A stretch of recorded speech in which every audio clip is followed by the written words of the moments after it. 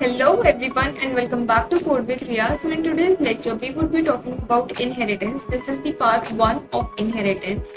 So basically inheritance होता क्या है?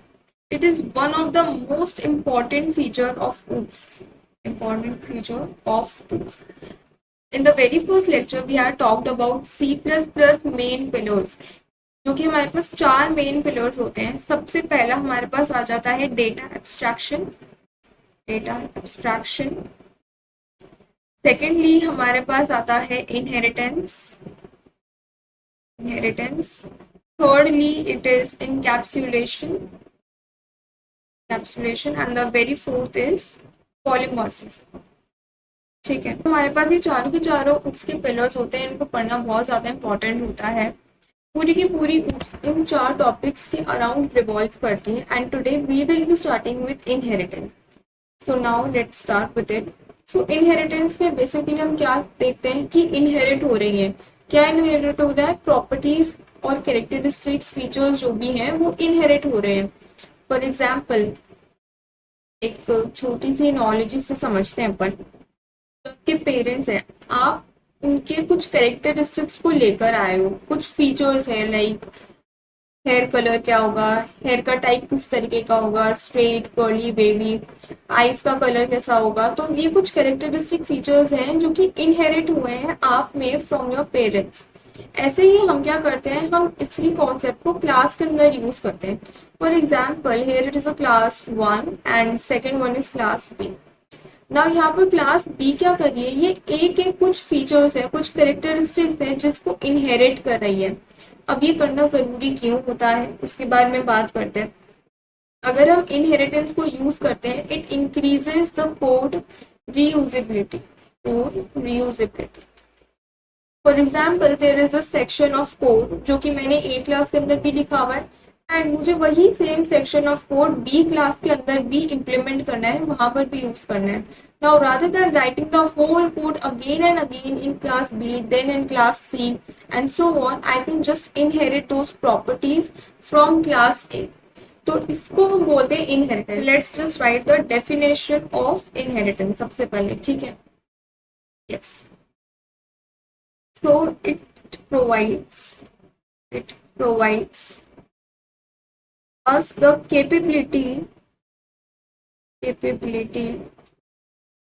to reuse the pre-existing code. जो कोड ऑलरेडी एग्जिस्ट कर रहा है इन प्रीवियस क्लासेस, हम उसको इनहेरिट कर सकते हैं in our newly made classes to our new project. ठीक है. Now it is always better to reuse the pre existing code rather than developing all over again. अभी हमने इसके बारे में बात करी है. तो ये रीयूजेबिलिटी का जो फीचर है ये हमको कौन प्रोवाइड करता है? इनहेरिटेंस प्रोवाइड करता है. वाइवा के अंदर क्वेश्चन आता है कि जो हमारे पास रीयूजेबिलिटी का जो फीचर है वो हमें कौन सा पिलर प्रोवाइड कर पाता है, तो inheritance will be the answer. Now there are some types of inheritance. इसके पास हमारे पास ऑलमोस्ट 5 टाइप्स के होते हैं inheritance. Let's talk about it कि कौन कौन से होते हैं. The very first is single inheritance. Second आ जाता है हमारे पास मल्टीपल. थर्डली हमारे पास आ जाता है मल्टी लेवल. फोर्थली हमारे पास आता है hybrid and the fifth one is hierarchical.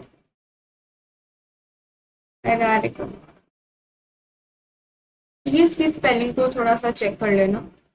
Now हम सबसे पहले बात करने वाले हैं सिंगल इनहेरिटेंस की. मैं आज आपको सारे के सारे इनहेरिटेंस के बारे में थोड़ा सा ब्रीफ दूंगी and from the next lecture onwards हम इसको बिल्कुल डिटेल के अंदर विद प्रोग्राम प्रॉपर एक्सप्लेनेशन के साथ इसको कवर अप करने वाले हैं. आज इसी के साथ हम एक टेबल को भी डिजाइन करने वाले हैं जो कि पूरे के पूरे इनहेरिटेंस टॉपिक के अंदर हमारे लिए काफी ज्यादा यूजफुल रहने वाली है. सो सबसे पहले मैं आपको थोड़ा सा सिंगल इनहेरिटेंस के बारे में बताती हूँ कि होता क्या है. तो basically this type of inheritance one class is being inherited by another class. For example मेरे पास यहाँ पर एक क्लास ए बनी हुई है एंड यहाँ पर मेरे पास एक क्लास बी है. क्लास बी क्या कर रही है? क्लास ए के कुछ प्रॉपर्टीज, कुछ कैरेक्टरिस्टिक्स, फीचर्स को इनहेरिट कर रही है. नाउ ये जो ए क्लास है जो कि अपने फीचर्स को इनहेरिट करने दे रही है, इसको हम बोल सकते हैं एज अ बेस क्लास. या तो आप इसको बेस क्लास बोल दो, या फिर आप इसको सब क्लास बोल सकते हो, सब नहीं सुपर क्लास बोल सकते हो, या फिर इसको बोल सकते हो आप पेरेंट क्लास। ठीक है, इन तीनों में से कोई सा भी आप नोटेशन ए के लिए यहाँ पर यूज कर सकते हो। सिमिलरली बी को आप बोल सकते हो डिराइव्ड क्लास, या फिर सब क्लास, या फिर चाइल्ड क्लास। अब यहाँ पर हमको एक चीज का ध्यान रखना है कि अगर हम ए को यहाँ पर बेस क्लास बोल रहे हैं तो हम बी को फिर डिराइव्ड क्लास ही बोल रहे हैं, उसको या तो हम सब क्लास या फिर चाइल्ड क्लास नहीं बोलना चाहिए। बेस के साथ डिराइव्ड, सुपर के साथ सब एंड पेरेंट के साथ चाइल्ड क्लास, यही नोटेशन आपको यूज करना होता है। ठीक है, मैं जब तक आपको इनहेरिटेंस पढ़ा रही हूँ जब तक I be using one type of notation only and that is base and derived class. हम यूज करने वाले हैं कि बेस क्लास कौन सी होने वाली है हमारी और डिराइव्ड क्लास कौन सी होती है। तो single inheritance is a inheritance जहाँ पे हमारे पास सिर्फ एक ही बेस क्लास होती है और एक ही हमारे पास डिराइव्ड क्लास होती है। ठीक है, the second one is multiple inheritance. Second की बात करते हैं, मल्टीपल इनहेरिटेंस।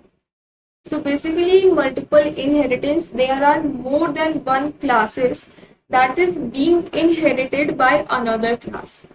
इसका मतलब क्या हुआ कि मेरे पास काफी सारी बेस क्लासेस है, उन सारी बेस क्लासेस को सिर्फ एक डिराइव्ड क्लास इनहेरिट कर रही है। यहाँ पर हमने क्लास ए बनाई, class B and class C. यहाँ पर एक क्लास डी है, क्लास डी का क्या करना है, क्लास डी ने बोला कि मेरे पास ऐसे करेक्टरिस्टिक्स होने चाहिए जो कि मैंने ए के अंदर भी हैं, बी के अंदर भी हैं और सी के अंदर भी मेंशन है। तो हम क्या कर सकते हैं कि इन तीनों क्लास को इनहेरिट करवा देंगे इन डी।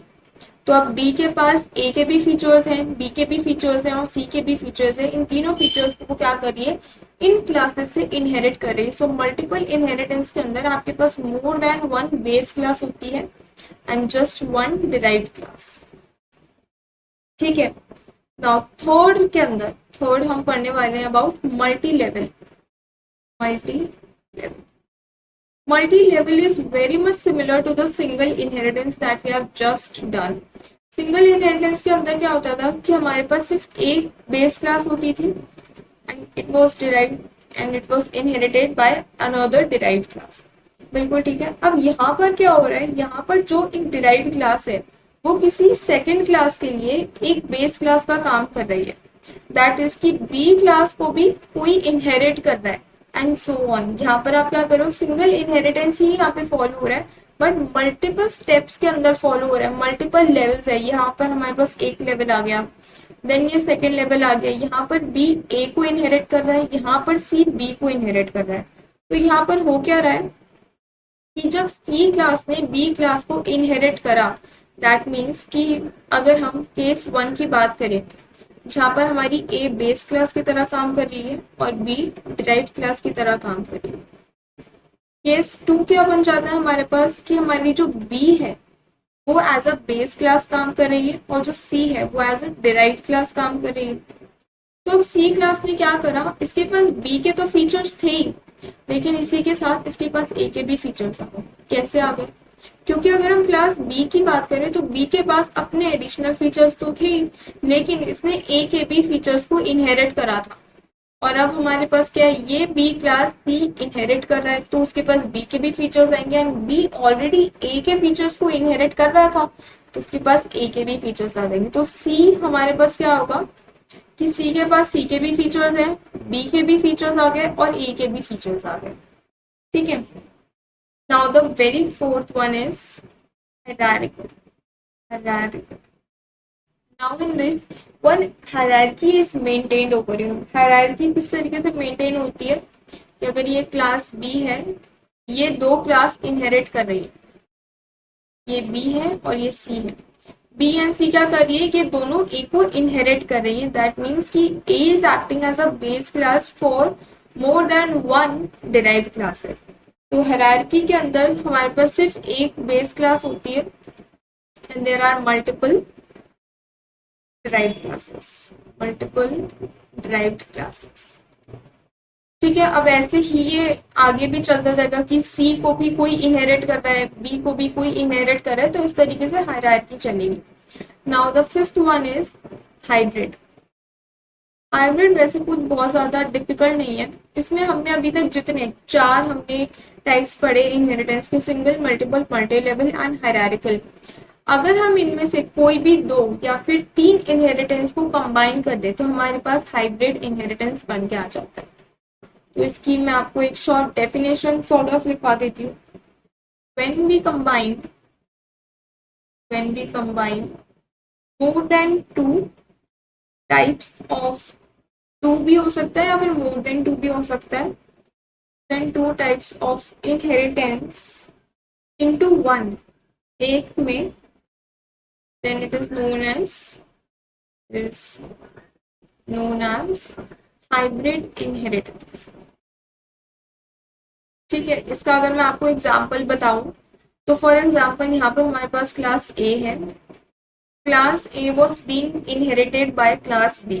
तो यहाँ पर तो हमारा हो गया सिंगल इनहेरिटेंस। अब अगर यहाँ पर मैंने हायरार्की कर दिया, फॉर एग्जांपल यहाँ पर एक बी क्लास है, यहाँ पर एक मेरे पास सी क्लास है। तो यहाँ पर अगर मैं केस 1 की यहाँ पर बात करूँ, केस 1 की अगर मैं बात करूँ तो A class is acting as a base class and B class is acting as a derived class. और अगर सिर्फ इन दोनों को ही कंसिडर करा जाए तो ये सिंगल इनहेरिटेंस के अंदर आते हैं। अगर केस 2 को कंसिडर करा जाए तो यहाँ पर B is acting as a base class, C and D are acting as a derived class. और अगर इसकी बात करें तो यहाँ पर एक हायरार्की मेंटेन हो रही है। ठीक है, और जब हम इन दोनों को कंबाइन कर रहे हैं तो हमारे पास क्या बन रहा है, हाइब्रिड। यहाँ ऐसा जरूरी नहीं है कि हम सिंगल को हायरार्की के साथ ही कंबाइन कर सकते हैं, आप सिंगल को मल्टीपल के साथ भी कंबाइन करके देख सकते हो। तो ये कुछ फीचर्स हैं, ये कुछ टाइप्स हैं अपने इनहेरिटेंस के। इनको अभी मैंने आपको बस एक ओवरव्यू बताया है कि कौन से टाइप का इनहेरिटेंस क्या होता है, उसका मतलब क्या होता है। अभी हम नेक्स्ट लेक्चर से इसको डिटेल में करने वाले हैं। अभी हम इसका सिंटैक्स देखने वाले हैं सबसे पहले। ठीक है, सिंटैक्स की जब हम बात करते हैं तो अभी मैं आपको 2 ही क्लास का यहाँ पे एग्जांपल लेके दिखा रही हूँ। फॉर एग्जांपल मेरे पास यहाँ पर एक क्लास ए है एंड यहाँ पर क्लास बी है। ठीक है, क्लास ए के अंदर कुछ एक्सेस स्पेसिफायर्स होंगे। फॉर एग्जांपल यहाँ पर पब्लिक है और प्रोटेक्टेड। ठीक है, इसके पास ये 2 एक्सेस स्पेसिफायर्स है। बी के पास भी ऐसे ही कुछ भी एक्सेस स्पेसिफायर्स होंगे। नाउ इधर हम लगाते हैं एक कॉलन, क्योंकि हमारे पास डिराइव्ड क्लास जो है वहां पर हम लिखने वाले हैं अपनी इनहेरिटेड क्लास का नाम, जिससे हम फीचर्स को इनहेरिट करना चाहते हैं। नाउ यहाँ पर हम लिख रहे होते हैं विजिबिलिटी मॉडिफायर। अब ये विजिबिलिटी मॉडिफायर क्या होता है इसी के बारे में अभी हम बात करने वाले हैं। And then here we write the name of the class that is being inherited. यहाँ इस केस के अंदर हमारे पास वो क्लास ए बन जाती है। अब विजिबिलिटी मॉडिफायर्स के बारे में बात करते हैं कि ये होती क्या। हमने क्लास एंड ऑब्जेक्ट जब टॉपिक पढ़ा था तो वहां पे हमने एक्सेस स्पेसिफायर्स की बात करी थी एंड मैंने आपको स्लैश लगाकर ये भी लिखवाया था कि इसको हम विजिबिलिटी मॉडिफायर्स भी बोलते हैं जब हम इनहेरिटेंस की बात करते हैं, विजिबिलिटी मॉडिफायर्स। ठीक है, अब एक्सेस स्पेसिफायर्स हमारे पास 3 टाइप्स के होते हैं, private, protected and public. Visibility modifiers भी हमारे पास 3 टाइप्स के, private, protected and the last one is public. ठीक है, अब यहाँ पर हम एक टेबल बनाने वाले हैं जिसको आपको काफी अच्छे से कॉन्सेप्चुअल तरीके से समझना बहुत ज्यादा इंपॉर्टेंट है, तभी हम उसको इनहेरिटेंस के प्रोग्राम्स के अंदर इम्प्लीमेंट कर पाएंगे। So this is the table that I was talking about. यहाँ पर हमने उन एक्सेस स्पेसिफायर्स के नाम लिखे हैं जो कि हमारे पास डेटा मेंबर्स हैं of base class. That means कि बेस क्लास के अंदर जो हमारे डेटा मेंबर्स डिफाइंड है वो हमने कहाँ पर डिक्लेयर कर रखे हैं। हमने उसको प्राइवेट सेक्शन में डिक्लेयर करा है, प्रोटेक्टेड में करा है या फिर पब्लिक में करा है, हमने उनकी यहाँ पर बात करी है। नाउ विजिबिलिटी मॉडिफायर्स ये हैं कि जो डेटा मेंबर्स हम बेस क्लास से इनहेरिट करना चाहते हैं उसको हम डिराइव्ड क्लास के किस सेक्शन के अंदर डालना चाहते हैं, आइदर प्राइवेट में डालना चाहते हैं, प्रोटेक्टेड में डालना चाहते हैं या फिर पब्लिक के अंदर ऐड करना चाहते हैं, उसके बारे में यहाँ पर हम बात करने वाले हैं। नाउ बिफोर स्टार्टिंग सबसे पहले हमको ये बात पता है कि जो हमारे पास बेस क्लास होती है, बेस क्लास का कॉन्सेप्ट छोड़ो, हमारे पास कोई भी क्लास होती है तो उसके जो भी प्राइवेट मेंबर्स होते हैं हम उसको उस सेम क्लास के बाहर एक्सेस नहीं कर सकते हैं। ठीक है, तो यहाँ पर हमारे पास ये कॉन्सेप्ट आता है कि जो क्लास ए के बेस क्लास के प्राइवेट मेंबर्स हैं, they can't be inherited by the derived class, that is the class B। तो इसका मतलब हम यहाँ पर क्या लिखेंगे कि ये जो प्राइवेट मेंबर्स हैं of data members that is base class, उसको क्या हम एक्सेस कर पा रहे हैं, क्या हम प्राइवेट मेंबर को एक्सेस कर पा रहे हैं, एक्सेस नहीं कर पा रहे हैं। तो यहाँ पर हम लिख देंगे क्रॉस। विजिबिलिटी मॉडिफायर तो ये बता रहे हैं कि ये जो हमने सेक्शन को एक्सेस करा है ऑफ बेस क्लास, उसको हम डिराइव्ड क्लास में किस तरीके से दिखाना चाहते हैं, लेकिन जब हम उसको एक्सेस ही नहीं कर पाएंगे तो हम उसको ना ही यूज कर पाएंगे। तो यहाँ पर हम तीनों ही सेक्शंस के अंदर क्रॉस लिख देंगे क्योंकि प्राइवेट मेंबर एक्सेसिबल नहीं है ऑफ द बेस क्लास।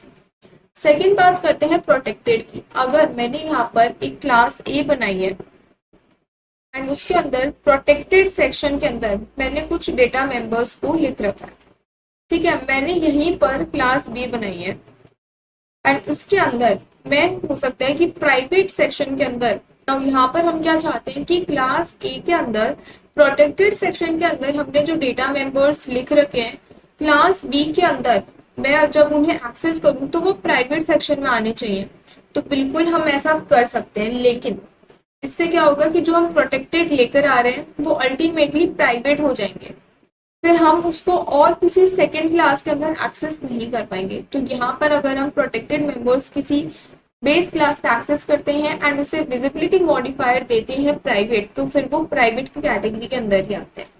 ठीक है, अब बात करते हैं अगर क्लास ए के अंदर प्रोटेक्टेड सेक्शन के अंदर हमने डेटा मेंबर लिखा है और क्लास बी जो कि हमारी डिराइव्ड क्लास है उसके अंदर भी हम उसे प्रोटेक्टेड दिखाना चाहते हैं, तो ऐसा पॉसिबल है, ऐसा हम कर सकते हैं। और फिर वो किस सेक्शन के अंदर आएंगे, वो हमारे पास प्रोटेक्टेड सेक्शन के अंदर ही आने वाले हैं। तो हम बेस क्लास में जो हमने प्रोटेक्टेड सेक्शन के अंदर डेटा मेंबर्स लिख रखे हैं, अगर हम उसे क्लास बी के अंदर पब्लिक सेक्शन में लिखना चाहते हैं तो ये भी पॉसिबल है, लेकिन फिर वो प्रोटेक्टेड की कैटेगरी के अंदर ही डिफाइंड होंगे, वो ऐसे पब्लिकली डिफाइंड नहीं हो सकते। यहाँ पर हम लिख देते हैं प्रोटेक्टेड की, प्रोटेक्टेड मेंबर के प्रोटेक्टेड के अंडर यहाँ पर आएगा। अब बात करते हैं पब्लिक की। अगर मैंने जो class A that is the base class, वहां से जो मैं डेटा मेंबर्स को एक्सेस कर रही हूँ वो अगर पब्लिकली डिफाइंड है, यहाँ पर लिख लेते हैं पब्लिकली अगर वो डिफाइंड है, तो मैं चाहती हूँ कि वो क्लास बी के अंदर प्राइवेट में आ जाए, तो बिल्कुल पॉसिबल है, वो प्राइवेट सेक्शन के अंदर आ जाएगा। अगर क्लास ए के अंदर पब्लिक में मैं क्लास बी के अंदर उसे प्रोटेक्टेड के अंदर दिखाना चाहती हूँ तो वो भी पॉसिबल है, वो भी आ जाएगा। और अगर क्लास ए में भी पब्लिक सेक्शन है और मैं उसको क्लास बी के भी पब्लिक सेक्शन के अंदर ही दिखाना चाहती हूँ तो वो भी पॉसिबल है, यहाँ पर पब्लिक आ जाए। ठीक है, तो the most simplest and the most easiest one is कि जो हमारे पास पब्लिक एक्सेस स्पेसिफायर्स होता है वो किसी को यहाँ पे मना नहीं करता, बोलते हैं कि अगर आपको प्राइवेट में रखना है तो आप प्राइवेट में रख लो, प्रोटेक्टेड में रखना है प्रोटेक्टेड में भी रख सकते हो, पब्लिक में रखना है पब्लिक में रख दो, किसी के लिए मना नहीं करेगा। प्राइवेट के लिए आपको ये ध्यान रखना है कि प्राइवेट किसी को भी एक्सेस नहीं देता है यहाँ पर। एंड प्रोटेक्टेड की जब हम बात कर रहे हैं तो अगर हम उसको प्राइवेट में लिखना चाहते हैं तो वो प्राइवेट में चला जाएगा, बिकॉज प्राइवेट यहाँ पर ज्यादा सिक्योर रहता है। Private is more secure than protected and protected is more secure than public. अब ऐसा क्यों होता है, क्योंकि प्राइवेट की जब आप बात करते हो तो ना तो आप किसी दूसरी क्लास से इसको एक्सेस कर सकते हो, इसको आप जिस क्लास के अंदर ये डिफाइंड है, डिक्लेयर्ड है, आप वहीं पर इसको यूज कर सकते हो through the public section of the same class. तो यहाँ पर हमारे पास आता है प्राइवेट, लेकिन प्रोटेक्टेड को हम इनहेरिट भी कर सकते हैं। मतलब क्लास ए के अंदर अगर मैंने कुछ मैटर लिख रखा है, अगर मैं चाहती हूँ क्लास बी के अंदर भी है तो वो हम कर सकते हैं, जो कि अभी अभी हमने कर देखा। और पब्लिक सेक्शन हम किसी भी क्लास में उसको एक्सेस कर सकते हैं, इसलिए पब्लिक। तो इसकी बिल्कुल लीस्ट सिक्योरिटी होती है, it is the most secure one. And protected भी सिक्योर होता है, it is also secure, but ये हमको इनहेरिटेंस भी प्रोवाइड करता है। ठीक है, तो इन सारी चीजों का हमको ध्यान रखना है। नाउ अब हम ये जो मैंने आपको यहाँ पर लिखकर बताया सिंटैक्स, अभी आपको थोड़ा थोड़ा समझ में आ रहा होगा कि हमने ऐसा क्यों लिखा। अगर यहाँ पर प्रोटेक्टेड के अंदर जो डेटा मेंबर्स है उसको मैं यहाँ पर पब्लिक के अंदर दिखाना चाहती हूँ तो मैं यहाँ पर पब्लिक लिखूँ। अगर यहाँ पर जो प्रोटेक्टेड है प्राइवेट है, अगर मैं उसको यहाँ पर पब्लिक में दिखाना चाहती हूँ तो वो भी हो सकता है। अगर आप यहाँ प्रोटेक्टेड की जगह पे प्राइवेट लिखो and then you try to access the data members of class A, तो वो वहां पर आपको एरर देगा। एरर क्यों देगा? बिकॉज सबसे पहले तो वो एक प्राइवेट मेंबर है, तो वो सेम क्लास के अंदर तो एक्सेसिबल है, लेकिन आपने उसको इनहेरिट करने की कोशिश करी है और आप उसको एक्सेस नहीं कर सकते हो उस तरीके से। ठीक है, तो इन सारी चीजों का ध्यान रखना है। ऑल्सो ये टेबल बहुत ज्यादा इंपॉर्टेंट है वाइवा के पर्सपेक्टिव व्यू से, इज वेरी इंपॉर्टेंट वाइवा। ठीक है, ऑल्सो अगर आपके एग्जाम के अंदर इनहेरिटेंस के ऊपर क्वेश्चन आता है, तो आप अगर ये टेबल बना के रहोगे तो आपको एक एक्स्ट्रा एज ही मिलेगी। Now let's see the single inheritance in detail. Single inheritance की अभी हम बात करते हैं। आज हम सिंगल इनहेरिटेंस को थोड़ा सा डिटेल के अंदर पूरा कवर अप कर लेंगे, एंड जो हमारे पास बाकी के 4 टाइप्स बचेंगे उसको हम नेक्स्ट लेक्चर्स के अंदर कवर अप करने वाले हैं। नाउ सिंगल इनहेरिटेंस को वैसे मैंने आपको ऑलरेडी ओवरव्यू दे दिया है, लेकिन let's just write the definition over here. Just a minute please. So when one base class is being derived by a single derived class, then it is known as single inheritance। यहाँ पर आप example के अंदर कुछ इस तरीके का flow chart बनाकर दिखा सकते हो कि यहाँ पर जो क्लास ए है उसके जो कैरेक्टरिस्टिक फीचर्स है वो बी क्लास क्या कर रही है, इनहेरिट कर रही है। एंड यहाँ पर लिखना जरूरी है कि ये बेस क्लास है एंड यहाँ पर ये क्या है, डिराइव्ड क्लास। अब जैसे मैंने आपको स्टार्टिंग में लिखकर बताया था, base class, super class, parent class, वो आपको सब कुछ एक ही जगह पे नहीं लिख देना है। पहले मैंने आपको कुछ इस तरीके से बताया था, लेकिन जब आप एग्जाम में लिख रहे हो तो आपको ये मेक श्योर करना है कि आप सिर्फ एक ही नोटेशन को पूरे के पूरे क्वेश्चन के अंदर लेके चल रहे हैं। ऐसा नहीं करना कि सिंगल इनहेरिटेंस के अंदर हमने बेस और डिराइव्ड यूज कर लिया, देन जब हम मल्टीपल या मल्टी लेवल की बात कर रहे हैं तो वहां पर हमने पेरेंट चाइल्ड को यूज कर लिया। तो एक अपन को क्या सिमेट्री रखनी होती है अपने पेपर के अंदर, so that examiner also doesn't get confused. ठीक है, इसका मैं आपको एक एग्जाम्पल करके दिखाते हैं। एक नॉर्मल एडिशन करने वाले हैं हम 2 नंबर्स का। सबसे पहले हेडर फाइल लिख लेते हैं अपनी, iostream, then using namespace std। यहाँ पर एक क्लास बनाते हैं ए के नाम से। नाउ इसके अंदर हम प्रोटेक्टेड सेक्शन के अंदर, क्योंकि प्राइवेट को तो एक्सेस नहीं कर पाएंगे, प्रोटेक्टेड सेक्शन के अंदर एक वेरिएबल बना लेते हैं ए नाम का वेरिएबल बना लिया। नाउ पब्लिक सेक्शन के अंदर हम क्या कर सकते हैं, एक फंक्शन बनाते हैं void input, एंड इसके अंदर हम क्या करवाने वाले हैं, यूजर से ए की वैल्यू को इनपुट करवा लेंगे, एंटर द नंबर।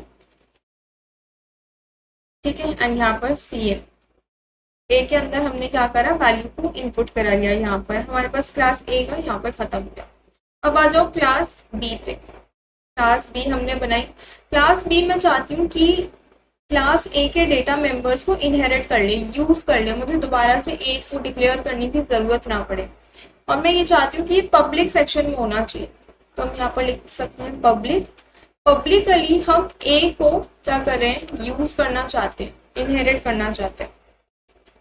एंड इसके बाद हम इसके प्राइवेट सेक्शन के अंदर एक वेरिएबल और बना लेंगे। क्लास बी के अंदर अगर हम प्राइवेट सेक्शन के अंदर बनाते हैं तो वो बिल्कुल सही है, क्योंकि हम क्लास बी की ही बात कर रहे हैं। Class B is a derived class over here, तो यहाँ पर जितने भी फंक्शंस को हम परफॉर्म करने वाले हैं, ऑपरेशंस को, वो सारे क्लास बी के अंदर ही होने वाले हैं, पब्लिक सेक्शन के अंदर। तो अगर हम यहाँ पर डिफाइन कर भी देते हैं तो भी हमें कोई प्रॉब्लम फेस नहीं करनी पड़ेगी। नाउ पब्लिक सेक्शन के अंदर हम एक फंक्शन बनाएंगे void गेट डेटा, ताकि हम बी की भी वैल्यू को इनपुट करवा लें। एंटर